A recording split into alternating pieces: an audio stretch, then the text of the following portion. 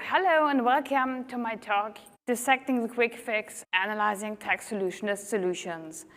Let me start with a definition. What is tech-solutionism? Tech-solutionism is the tendency to use technology to solve a societal, political, organizational, environmental, what have you, problem. A few examples should make this more clear. Example number 1, riots. What's the problem? Well, suppressed population groups, for example, ethnic minorities, are starting to mobilize. What do we observe? This is more likely to happen when it's hot, very hot. What is the solution? Well, just install climatization throughout. And what do we gain? We don't have to actually address those groups' demands. Example 2, mass shootings. What is the problem? Since 2014, on average, there has been more than one mass shooting a day in the US. What do we observe? You can't always see if someone is carrying a gun. What's the solution? Well, just install advanced surveillance technology. And what do we gain? We don't have to change the laws related to gun ownership. Example number 3, climate change. What is the problem? Climate change is rendering parts of the Earth inhabitable and strongly impacts living conditions in others. What's our observation? Time is passing, and we are less and less on track to keep the situation under control. What's the solution? Well, we just move to Mars or somewhere else in space. What do we gain? Well, we survive and get to have fun, well, if that's the kind of thing we find fun, right? So, yeah, I think by now it should be pretty clear what I'm talking about here. On the other hand, you probably also have noticed I got more and more into some kind of cynical tone, like disgust, cynicism. And pure cynicism and just talking that way doesn't bring us very far. Why? Well, on the one hand, we won't notice less blatant solutions, quote unquote. When it's less clear, like, for example, talking about climate change, what about things like geoengineering? Isn't that easy? And also, we're never going to reach those people who don't already agree with us anyway, right? So I don't think this is very useful. On the other hand, I think what we should try is to understand what is so seductive about this thing. Well, like the word already says, it solves something. Good, right? It solves a problem. Often it solves a hard problem, a problem that otherwise we wouldn't know how to solve, how to address even. It solves a problem we would have to make sacrifices for, and we don't want that, right? And often it just solves a problem we're terribly scared about. So, what I'm going to try to in this talk is, or what I think we need, is some kind of framework to analyze those proposals. And a framework which does not just ask the technical questions, because this is something we are already doing to some degree. But I think the technical aspect is not enough. And so I'm going to try to propose a very simple framework, a framework of W questions like what, where, when, why, who, to whom, how. It's not a W anyway. But to address this in a systematical way. And there I want to focus on the more neglected aspects. But as I'm going to focus on 2 of these aspects, let me say what I mean by the rest of them. First, what? What does the solution do? And this should include the complete technical workflow, like from where do we get the data from, how do we train our machine learning models, how do we evaluate them. And in this area, we already have some things like dataset documentation, model documentation, which is all great, but which is all the technical side of things. Then, where, when, and to whom will the solution be applied? And this should include the complete geographic, social, political, etc. context. Then, How will the solution be applied? And here really the details matter. Next, who is implementing the solution? There, as you see, I want to talk about more. And also, why is the solution being developed? There also, I would like to go into some detail. So, in other words, in this talk, I want to go into the why and the who, because in my view, these are the two aspects which are being neglected most in this area. First, let's start with the why. Why? So, what kind of things you're going to hear? Well, we care, we want to help, we are here for you.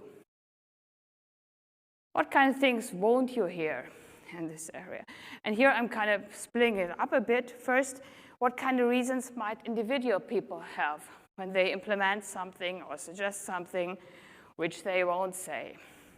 Well, for example, if I build this thing, it's going to look on my resume. If I build this thing, it might just get me a job at company XYZ. If I build this thing, I might be able to create a startup. If I build this thing, I'm going to learn that crazy new technology X.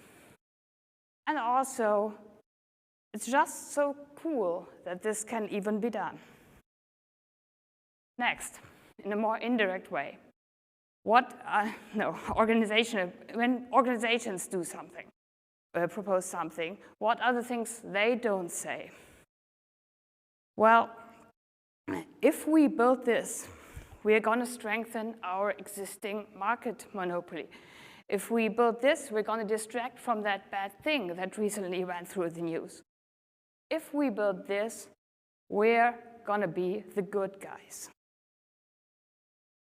And now, in a more indirect way, let's think about side effects. If we build this, we are going to be able to extract valuable data for our targeted advertising. If we build this, we are going to get data to feed back into our neural networks.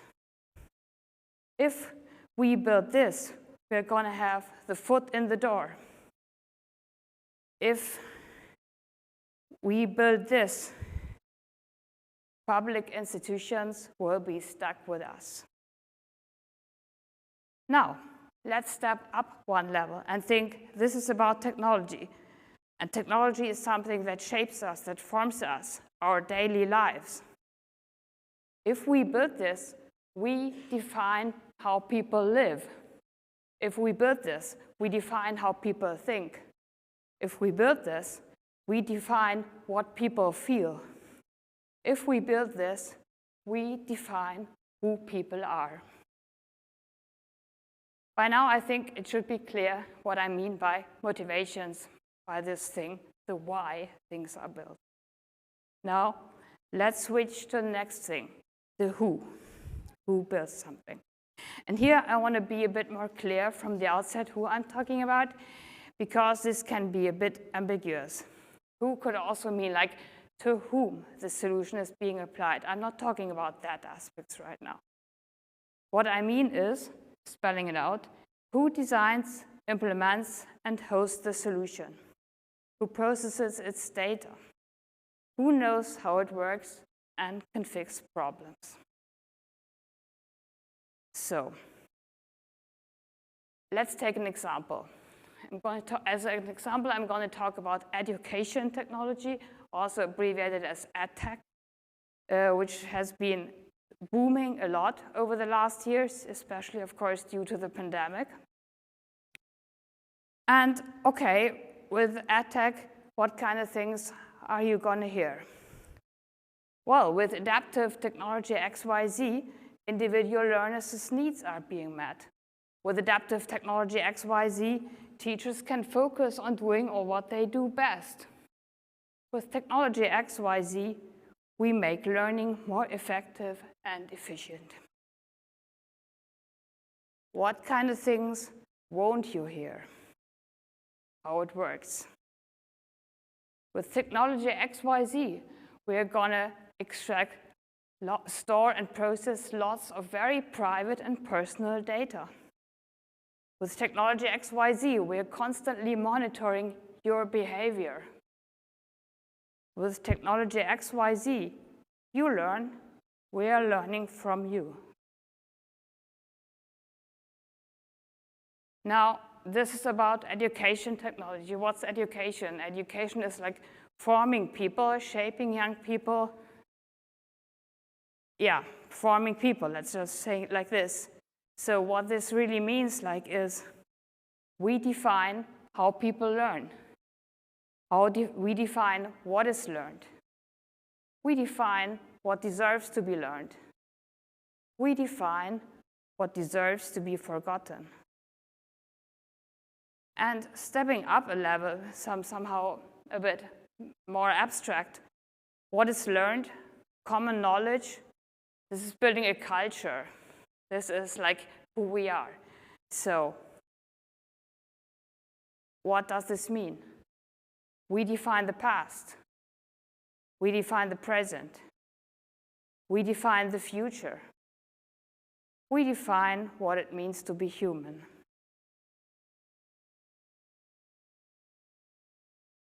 Okay, by now you may be wondering, can you say again how this is about the who? Yeah, and so before I was saying what I mean by who is who designs, implements, and hosts the solution, who processes and stores the data, and who knows how it works. This who, or let's say like these who's, we can put them on a dimension.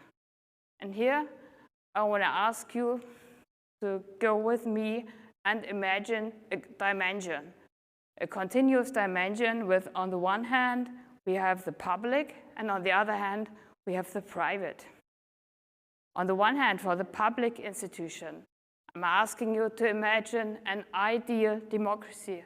We all know there is no ideal democracy, but we can all strive for one, at least hope for one, perhaps. So, on the one, this ideal democracy. On the other hand, for the private institutions, this can be anything. It can be a corporation, a foundation, an NGO. It doesn't really matter the official status. What are defining features of these who's on that dimension? For the ideal democracy, we have a democratic decision process with participation ranging on top. For the private end of the dimension, we can only say what's lacking, like this democratic decision process. Otherwise, could be anything. What are defining values? For the public institution, these are things like fairness, justice, human rights, accountability. For the private institution, again, it will depend on that institution's agenda. So now, if I assume this dimension of who, what kind of difference would that make? Well, for one, public institutions don't have to gather data to make money. Public institutions don't have to keep their trade secrets. Public institutions don't need to worry about market position. Next, what difference does this make in political and legal respects? Public institutions can be held to ensure transparency. Public institutions can be held accountable. Public institutions can be obliged to be fair. And again, stepping up a bit in abstractness, what difference does it make to human rights and values? Public institutions can be held to prioritize values over feasibility. Public institutions can be obliged to respect human rights. Public institutions can be held to promote, not erase, individuality. Now, you may be wondering, still, I'm not a CEO. What can I do? Well, I don't really know. But I think One thing is perhaps we can make choices. This will depend. Perhaps we can make choices like who we work for, what we vote for, whether we organize politically, or one step back, perhaps even we can question the things we are being told, pretty much in the spirit of this talk, asking questions, or even perhaps only we can start with a bit of imagination. Maybe data science could be different. What if data were used not to perpetuate but change the status quo? What if data were used to make social relations more egalitarian, more just? What if data were used to subvert privileges, not reinforce them? Thank you very much for your attention.